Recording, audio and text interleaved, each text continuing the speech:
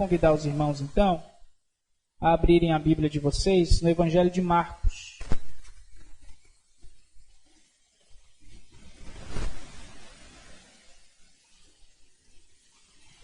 Marcos 5. Nós vamos ler do verso 21 ao 24, e depois nós vamos dar um salto aí nesse texto, vamos para os versículos 35 a 43. Marcos 5, do 21 ao 34.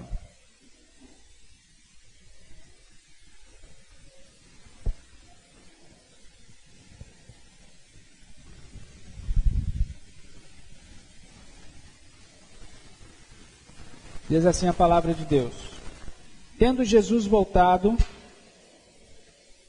no barco para o outro lado, afligiu para ele grande multidão, e ele estava junto do mar. Eis que chegou a ele um dos principais da sinagoga, chamado Jairo, e vendo-o prostrou-se a seus pés, e insistentemente lhe suplicou: Minha filha está morta, vem, impõe as mãos sobre ela, para que ela seja salva e viverá. Jesus foi com ele. Aí vamos dar um salto para o versículo 25 até o 43. Falava ele ainda quando chegaram alguns da casa do chefe da sinagoga, a quem disseram: Tua filha já morreu, por que ainda incomodas o mestre? Mas Jesus, sem acudir tais palavras, disse ao chefe da sinagoga: Não temas, crê somente. Contudo, não permitiu que alguém o acompanhasse, senão Pedro e os irmãos Tiago e João. Chegando à casa do chefe da sinagoga, viu Jesus o alvoroço, os que choravam e os que pranteavam muito. Ao entrar, lhes disse: Por que estáis em alvoroço e chorais? A criança não está morta, mas dorme. E riam-se dele. Tendo ele, porém, mandado sair a todos, tomou o pai e a mãe da criança e os que vieram com ele e entrou onde ela estava. Tomando-a pela mão, disse: Talitá cumi, que quer dizer: Menina, levanta-te. Imediatamente a menina se levantou e pôs-se a andar, pois tinha 12 anos. Então ficaram todos sobremaneira admirados. Mas Jesus ordenou-lhe expressamente que ninguém o soubesse, e mandou que dessem de comer à menina.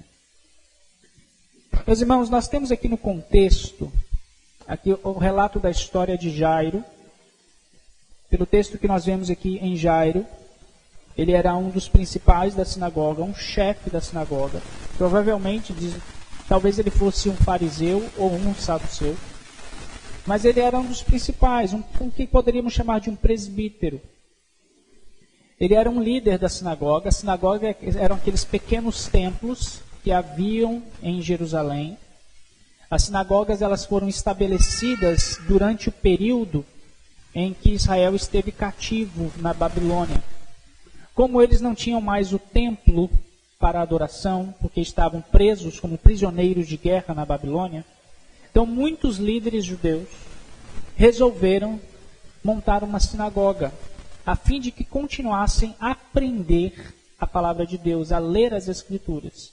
Então a sinagoga era um meio em que foi criado durante o cativeiro babilônico e assírio, para que o povo de Deus continuasse a aprender a lei de Deus. E isso ficou durante muitos anos. E as sinagogas hoje permanecem até hoje, não na mesma modalidade, mas hoje existem muitas sinagogas em diversas partes do mundo, diversas partes do Brasil, inclusive, há muitas sinagogas. Claro que não na mesma, no mesmo jeito como era antigamente, mas a intenção é única: aprender a palavra de Deus. Estudar a palavra de Deus. E Jairo era um desses principais. Imagine Jairo lendo as Escrituras e sabendo da promessa a respeito do Messias. Então ele tem um problema. E o problema de Jairo é que sua filha está morta. Esse é o problema dele. E ele vai até Jesus, você vê isso no verso 22. Ele chega, prostra-se aos pés de Jesus. E ele insistentemente lhe suplica: minha filhinha está morta. Vem, impõe as mãos sobre ela para que ela seja salva e viverá. E Jesus foi com ele. Só que no meio do caminho, enquanto Jesus está andando com Jairo, acontece um evento. Que evento é esse? Está entre os versos 25 a 34, que nós não lemos. Que evento é esse? Esse é o evento em que aparece uma mulher enferma. A mulher do fluxo de sangue. Enquanto ele está caminhando, o texto diz que é uma multidão ao redor de Jesus. Jesus está indo em direção à casa de Jairo. E no meio do caminho uma mulher para. A multidão entra no meio da multidão, porque ela também tem um problema. Ela não consegue ser curada de um problema de uma hemorragia constante. Então ela vai até Jesus e ela pensa o seguinte: olha, se eu apenas tocar na barra lá da camisa dele, das vestes dele, quem sabe eu sou curada. E no meio daquela multidão espremendo Jesus, essa mulher toca em Jesus e ela é curada. E Jesus, quando é tocado, ele percebe que sai o poder dele, virtude. Isso é o que o texto diz. E ele pergunta: quem me tocou? E os discípulos dizem para Jesus: Senhor, a multidão está te espremendo aí, te apertando, te tocando. Você pergunta: quem me tocou? Que negócio é esse? Ele falou: não, alguém me tocou, porque de mim saiu poder, virtude. De mim saiu cura. Então a mulher se apresenta. Ela diz que prostra-se diante dele. E Jesus diz algo para ela: filha, a tua fé te salvou. Vai-te em paz e fica livre do teu mal. Quando ele chega, enquanto ele ainda falava, quando chegaram à casa da sinagoga, a quem disseram para Jairo: tua filha já morreu. Talvez na cabeça de Jairo, ele dissesse assim: se aquela mulher não tivesse me parado com Jesus no meio do caminho, minha filha já estaria aqui. Pense bem, não é o que o texto diz o que o texto está dizendo, mas eu fico imaginando, será que Jairo pensou isso? Bendita a hora que aquela mulher foi parar Jesus no meio do caminho, porque se Jesus não tivesse parado, minha filha já estava viva. A gente tinha chegado mais cedo aqui, Jesus teria orado por ela, colocado as mãos sobre ela e ela teria recebido a cura. Não sei, mas é possível. Mas Jesus disse para Jairo, versículo 36, disse ao chefe da sinagoga: não temas, crê somente. Disse ao chefe da sinagoga. Contudo, não permitiu que o acompanhasse, senão Pedro, os irmãos Tiago e João. Jesus chamou alguns dos discípulos mais para perto e foi até a casa de Jairo. Percebeu lá que muita gente chorava, aquele alvoroço, né? Pânico, sabe? Aquele tipo de cenário de morte no Nordeste. Aquela gritaria. Ah, minha filhinha! Já viu essa cena, né? Comum acontecer. Todo mundo em pranto, desesperados porque a menina morreu. E a menina tinha 12 anos. Jesus disse: por que vocês estáis assim, tão perturbados, fazendo esse alvoroço, esse barulho todo? A menina não está morta, mas dorme. E eles zombavam de Jesus, riam-se dele. Mas Jesus manda todo mundo sair. Ó, sai daqui. Sai, dá licença, vão lá para fora, saiam da casa. Fiquem lá fora. Fica lá. Jesus chama os discípulos para perto, entra, coloca a mão sobre a menina e diz: levanta-te e anda. Imediatamente a menina se levantou e pôs-se a andar, pois tinha 12 anos. Então todos ficaram sobremaneira admirados.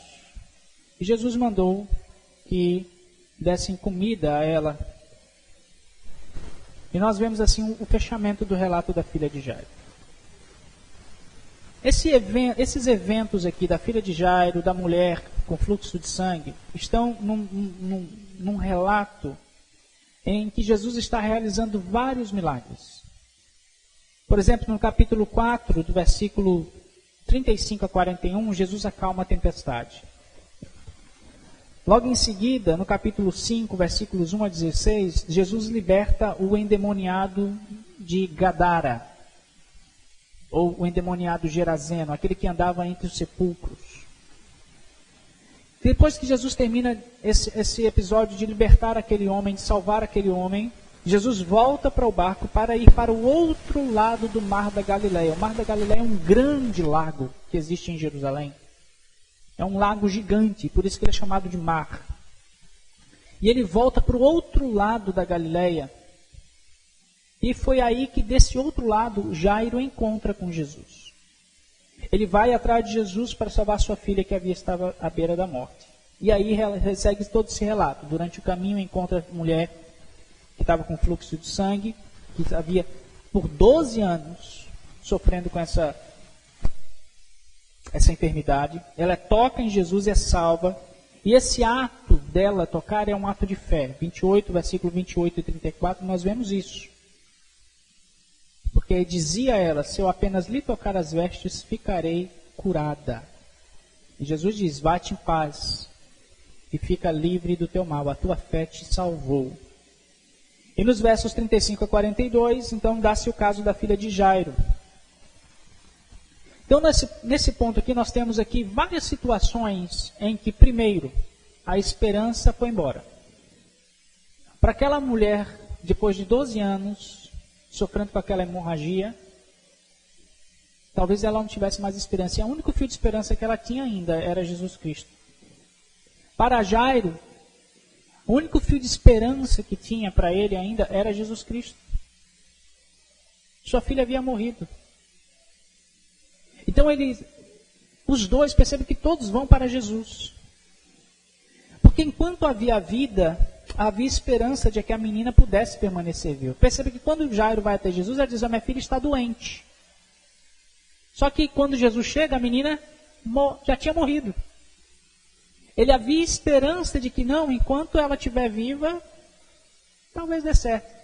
Porque a cabeça do homem morreu, acabou, não tem mais o que fazer. Não é assim? Morreu, vai fazer o quê? Natural. Então, para Jairo era natural dizer assim, não, minha filha ainda está viva. Quem sabe Jesus chega lá, cura ela, ela vai ficar viva. Mas porque depois, quando ela morre, as esperanças de Jairo se acabaram. É como se ele dissesse para Jesus assim, a gente veio caminhando, quando eu cheguei lá para pedir ajuda ao Senhor, aí ela estava viva ainda, mas agora não tem mais o que fazer, ela já morreu. Vai fazer o quê?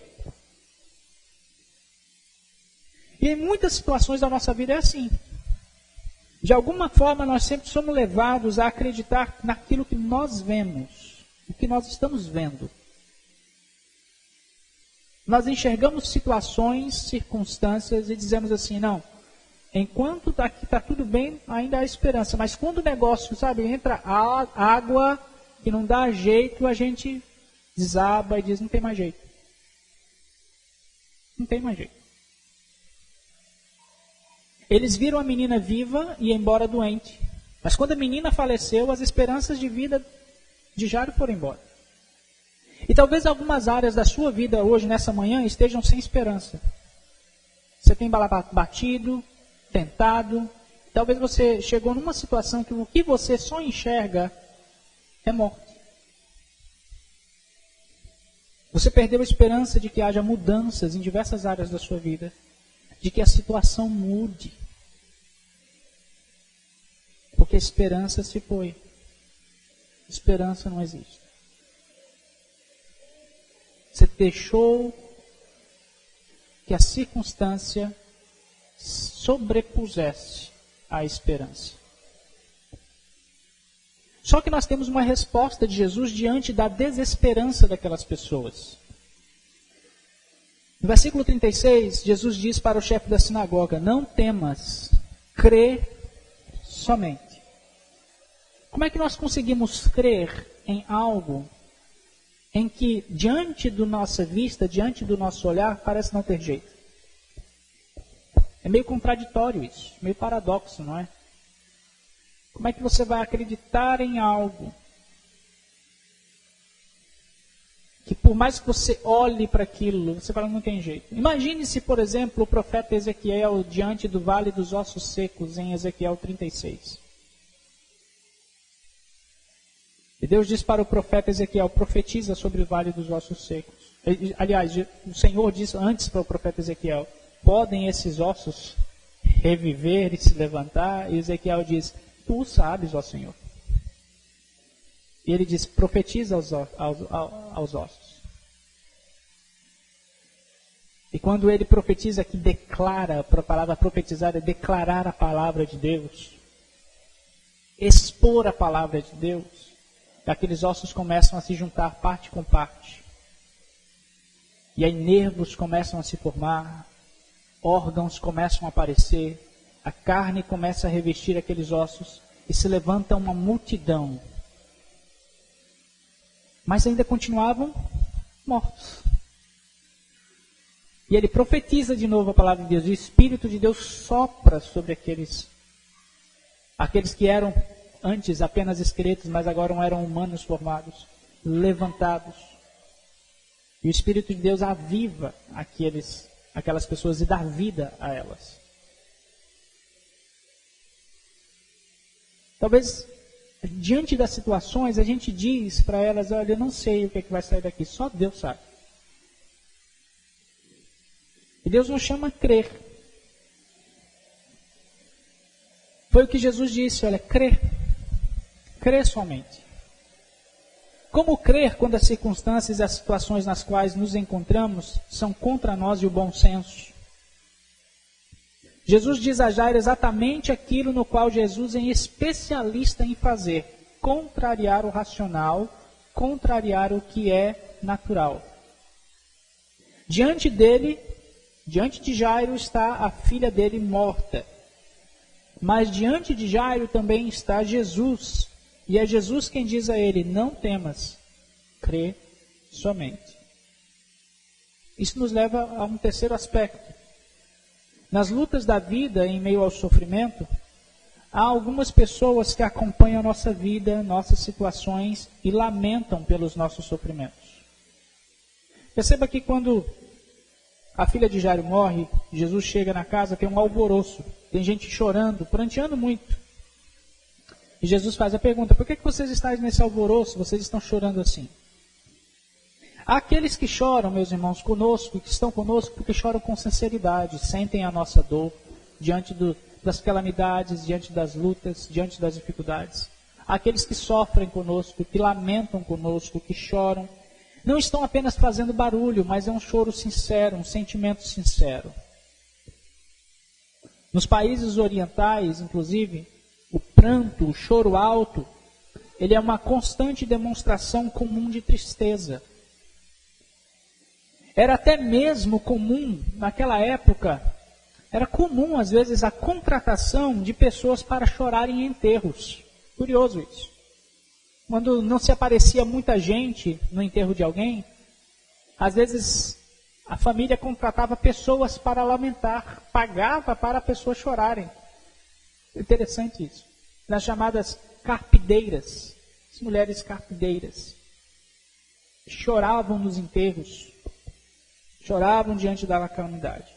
Quanto mais importante uma família fosse, mais choro, mais pranto, mais barulho por causa da morte era feito. E o que está acontecendo aqui, nesse alvoroço, nesse choro, é porque a família de Jairo era uma família importante. Por isso tanto alvoroço, tanto choro. A menina era conhecida. Em alguns lugares, inclusive, até hoje é comum uma expressão de lamento tão notória, tão grande assim. É como se a morte recebesse mais atenção, assumindo um lugar de muita importância na existência da pessoa. A morte acaba se tornando o centro. Há pessoas que lamentam a morte de um ente querido e que permanecem a vida inteira lamentando a morte dele. O choro nunca mais acabou. Pessoas que vivem o luto por 15, 20 anos. A vida para aquela pessoa deixou de existir. E é lamentável quando se chega numa situação assim. Porque a esperança daquela pessoa estava colocada naquela pessoa que morreu. Que se foi. Ela não consegue enxergar para além de que ela ainda está viva e de que existe vida ainda. Celebram a morte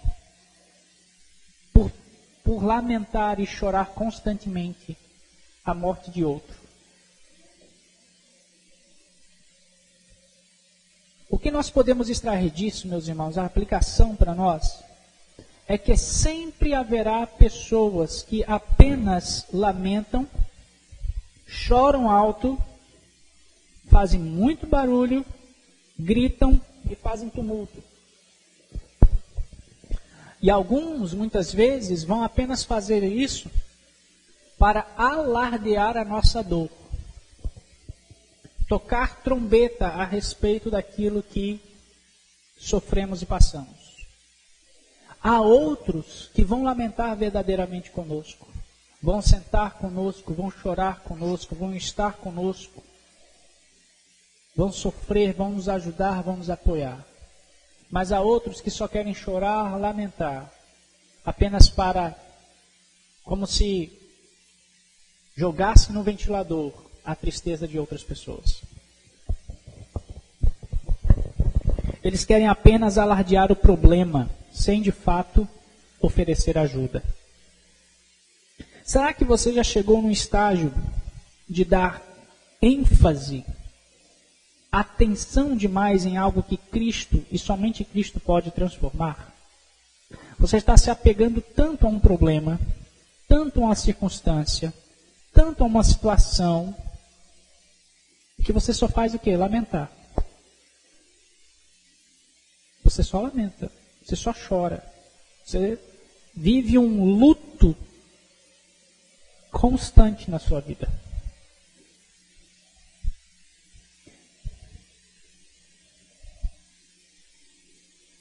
O que nós aprendemos é que nós não podemos dar algo, não podemos dar atenção a algo, fazendo daquilo o centro. Por mais que a dor, por mais que exista dor, por mais que exista o problema, por mais que a situação seja contrária e desfavorável, nós não podemos focar nisso. Nós não podemos fazer dos nossos problemas, das nossas circunstâncias, o centro da nossa vida. Quem faz isso, quem coloca o problema como o centro o problema como o centro da sua vida, se torna uma pessoa que vive na autocomiseração. Sabe o que é isso? Autocomiseração? Autocomiseração é aquela pessoa que tem uma extrema pena de si mesmo. E vive se lamentando e chorando as suas pitangas a todo momento. É porque eu sou assim mesmo. Nada dá certo para mim. Não, isso não vai funcionar. Porque ninguém me ama, ninguém me quer. Olha só, eu sou tão pobre, tão necessitado desse jeito e que não anda. Autocomiseração, isso é um problema na alma da pessoa. Pessoa que só lamenta, só chora, fica lambendo as suas feridas. Isso é autocomiseração. Um sentimento de inferioridade absurdo. Porque o problema se tornou o centro da sua vida. Ela acha que a sua vida gira em torno daquele problema. E ela não muda. Porque ela está tão cega para a vida que a morte e os problemas já tomou conta dela e ela não percebe. A morte da sua alma, a morte da sua alegria, a morte da vida, a morte da beleza e da graça que a vida nos dá, que Deus nos dá. Ela não enxerga um palmo na sua frente. A pessoa que tem autocomiseração é assim, ela vê beleza, ela vê algo muito belo, mas para ela é algo feio. Ela se torna muito crítica. Ela vê beleza nas coisas, mas para ela vê feiura. Ela tem uma imagem de si mesma. E ela se torna o centro dela mesma. Então ela acha que toda a atenção do mundo devia ser para ela. E quando ela não recebe essa atenção, ela se lamenta. Ela mergulha nisso. Não podemos dar atenção demais aos problemas e às circunstâncias, fazendo dessas coisas o centro.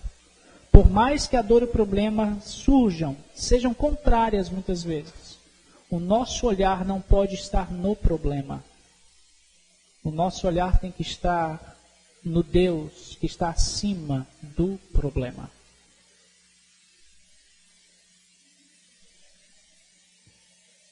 Olhando da ressurreição para trás, a morte é apenas um sono. Por isso que Jesus disse para ela, a criança não está morta, mas dorme. Por quê? Porque assim como um sono, ele tem um tempo determinado, você dorme, você tem um horário para acordar. A morte, nesse sentido, ela também é temporária. Você morreu, mas ela tem um tempo. Para o cristão, a morte ela é temporária. Porque ele sabe que Cristo venceu a morte e um dia ele irá ressuscitar. Jesus, ao ressuscitar a filha de Jairo, está demonstrando: eu sou o Senhor da vida. Eu tenho as chaves da morte e do inferno. Eu sou o Senhor que tem o poder sobre todas as coisas. Eu venci a morte. O que mais eu não posso fazer? Deus é todo-poderoso. É o Senhor da criação. Ele fez tudo a partir do nada. Pela sua palavra, todas as coisas vieram a existir. E nada do que foi feito não teria sido feito se não fosse por intermédio da sua palavra. Ele disse e as coisas surgiram. E Deus disse. Quando Jesus diz, não temas, crê somente, é a sua palavra que vai ao encontro de Jairo, provendo aquilo que Jairo mais carecia naquele momento: fé. Mas o que é fé? Pensamento positivo? Fé é uma forte consciência, uma vontade de que vai dar certo. Não. Fé é aquele sentimento de otimismo e de confiança nas coisas. Não. Fé é crer em Jesus. Isso é fé. Fé é confiar em Jesus plenamente, totalmente, sem reservas. É render-se a Jesus. Isso é fé. Fé não é palavra mágica. Fé não é otimismo, positividade. Você pode chamar qualquer outras coisas, do que você quiser, só não chame de fé.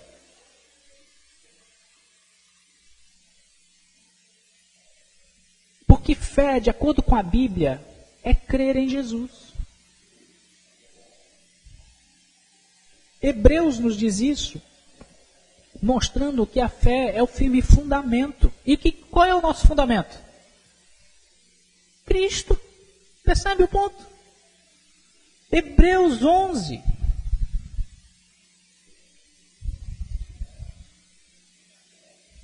Versículo 1.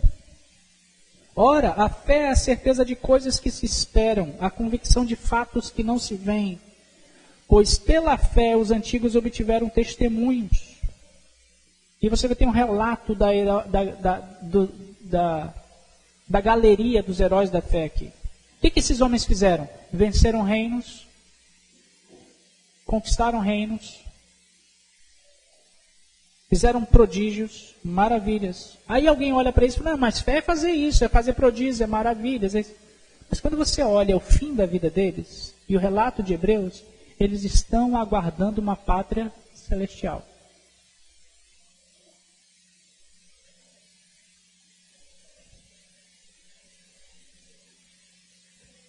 Eles estão aguardando um reino superior que Cristo lhes preparou. Por meio da fé, eles obtiveram a concretização da sua promessa, porque Deus havia prometido algo a eles, a vida eterna. A fé em Cristo nos ajuda a vencer as circunstâncias. É por isso que esses homens da galeria da fé fizeram tantas coisas que aos nossos olhos são maravilhosas, porque eles venceram as suas circunstâncias, os seus problemas. A fé em Cristo os ajudou a perseverar no meio das dificuldades, a não olhar para trás. Jesus nunca nos prometeu que a caminhada aqui seria fácil, mas Ele nos prometeu um destino certo. E por mais que as coisas possam ser difíceis para mim e para você, Cristo está conosco. E a última palavra sempre é a dele. Ele já nos deu as suas promessas. Basta nós crermos. A última palavra foi de Cristo e não de Jairo. A menina ressuscitou. Os que clamavam e gritavam em desespero não tinham palavras com a morte da menina. Agora que a menina ressuscitou, eles estavam perplexos, espantados, maravilhados. Estavam admirados, diz o versículo 42.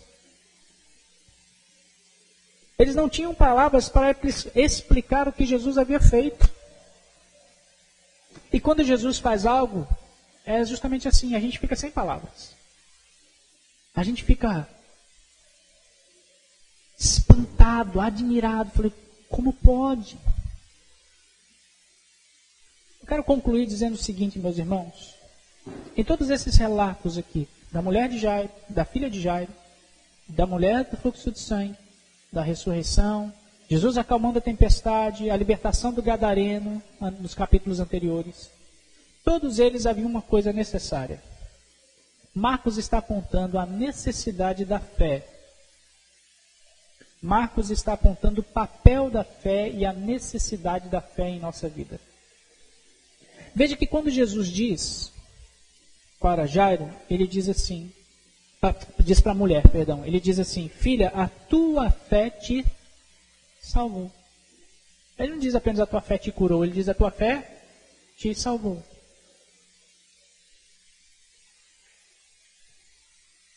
A mulher da hemorragia tinha fé. Ela diz, se eu tão somente tocar.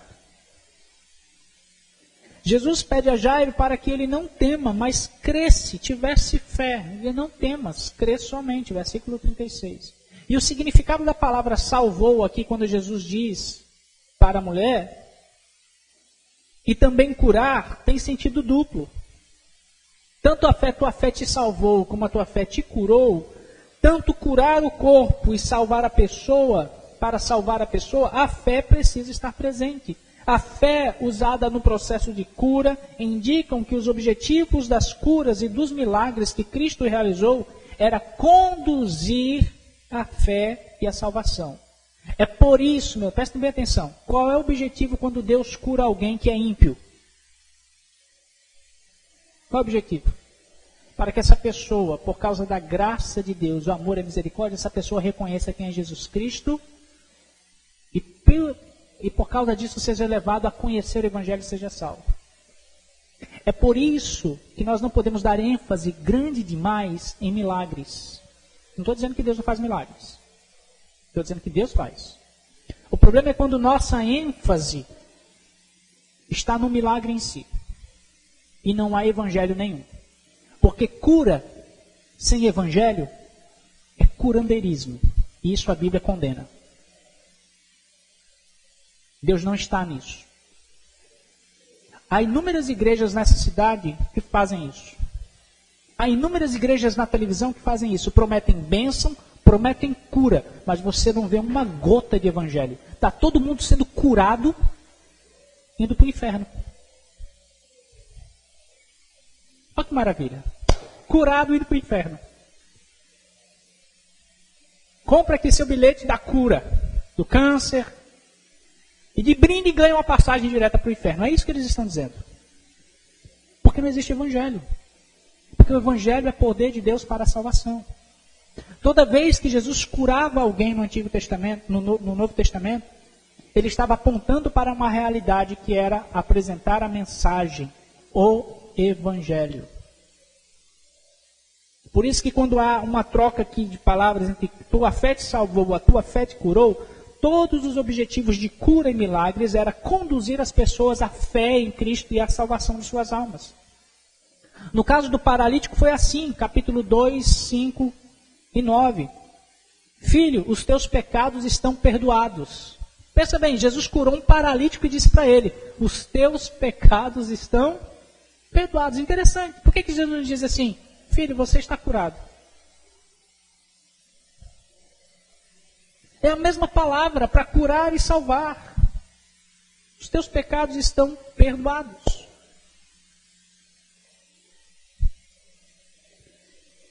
Deixa-me concluir dizendo o seguinte, meus irmãos, circunstâncias da vida não podem ditar como vivemos e como nós cremos. Os crentes vivem pela fé em Cristo, andam pela fé em Cristo e não pelo que eles veem. 2 Coríntios 5:7. Porque nós andamos por fé e não por vista. Devemos crer e confiar em Jesus, ainda que as circunstâncias nos sejam contrárias e aparentemente sem esperança. Deus tem um propósito em tudo. E de acordo com Efésios, o propósito dele desde a eternidade é nos fazer mais semelhantes a Cristo.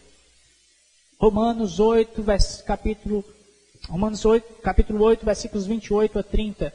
Porque aos que ele elegeu, a esses predestinou, e aos que os predestinou, a esses justificou, e aos que justificou, a esses glorificou.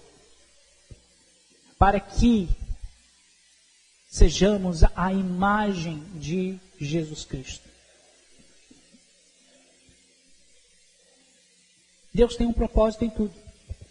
Como teve na filha de Jairo, ao demonstrar poder sobre a morte. Se Jesus tem poder sobre a morte, o que é impossível para ele? O que pode ser mais sem esperança, sem saída do que enfrentar a morte para uma pessoa? E a história da filha de Jairo aqui mostra uma coisa importante. Jesus tem poder e poder até sobre a morte. Nenhum de nós aqui, meus irmãos, tem poder de escapar da morte. Ninguém aqui tem poder de driblar a morte. Nenhum de nós. Fazendo alusão aqui, ninguém aqui é o João Grilo do filme O Alto da Compadecida, né? Que tenta dar um migué na morte lá. Ninguém é. Isso não existe. Não existe isso. A história é engraçada. Mostra a esperteza de um nordestino que quer se dar bem nas coisas da vida. Mas infelizmente essa é a verdade. Ninguém escapa da morte. Ninguém escapa da morte aqui da terra. Ao homem está ordenado a morrer uma só vez, vindo depois disso o juízo. Hebreus 9, 26. Porque ao homem está ordenado a morrer uma só vez, e disto segue-se o juízo. Morreu, aguarda o dia do julgamento final. É isso que o texto diz. Só que há uma outra morte que ainda há tempo de se livrar. Essa é a morte eterna, da qual você não pode. Aliás, você tem ainda tempo de não passar por essa morte.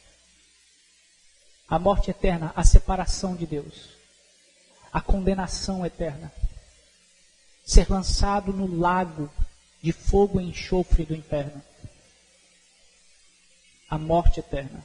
Essa ainda há tempo de escapar dela. Esta morte, ela existe por causa do pecado que corrompeu os nossos corações e ações. Mas pela fé em Cristo, nós recebemos vida. E essa vida que nós recebemos agora nos dá esperança para vencermos a morte, a segunda morte.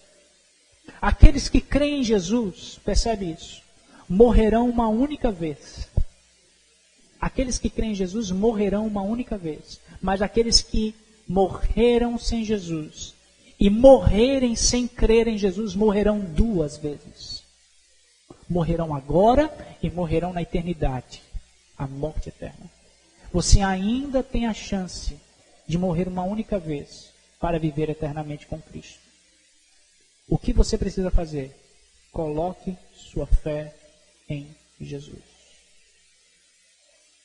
Creia em Jesus, porque a esperança nossa é Cristo agora e na morte. Pergunta do Catecismo Batista: qual a sua única esperança na vida e na morte? Resposta: minha única esperança na vida é que pertenço a Cristo agora e pertencerei a Ele para sempre depois que eu morrer. Onde está a sua fé? Em quem você tem crido? Olhe para as circunstâncias da sua vida e entregue isso a Jesus.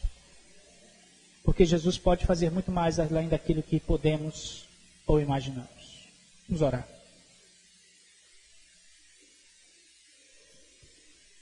Bendito Deus e Pai, a Ti seja o louvor e a glória para sempre. Tu que é o autor e consumador da fé, da nossa fé. Rogamos que o Senhor nos ajude na nossa fé, a crer mais no Senhor, a confiar mais no Senhor. Que as circunstâncias da vida e as dificuldades não nos tirem a beleza de enxergarmos Cristo em todos os momentos. Porque a nossa esperança não está nas circunstâncias, mas no Senhor. Opera em nós o Teu querer como o Teu realizar, para a glória do Teu nome. Amém.